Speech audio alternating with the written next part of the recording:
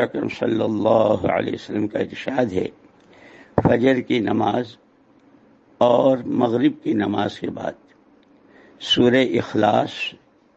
اور قل اعوذ برب الفلق قل اعوذ برب الناس، یہ تینوں صورتیں تین مرتبہ ظہر، عصر اور عشاء کے بعد ایک ایک مرتبہ پڑھ کر اپنے بدن پر دم کر لیں۔ حضور اکرم صلی اللہ علیہ وسلم نے فرمایا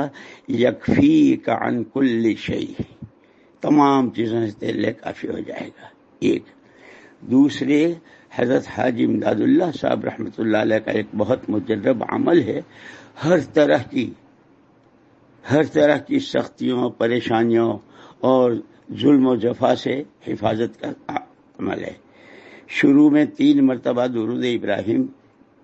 اس کے بعد 3 مرتبہ الامان الامان الامان یا برہان، پھر 3 مرتبہ الامان الامان الامان یا حنان،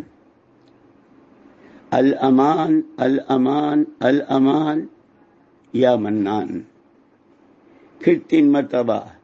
الامان الامان الامان یا منان یا دیان، پھر 1 مرتبہ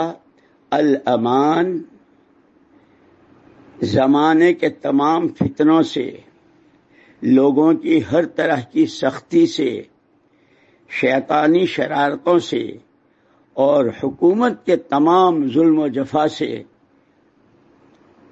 بے فضلی کا یا رحمان تیرے فضل سے ہمیں امان و رحمت فرما۔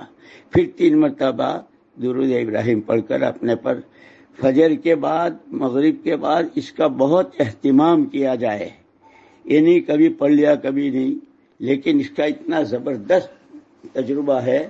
کہ بڑے بڑے مسائل لوگوں کے لیے آئے اور اللہ پاک نے مدد فرمائی۔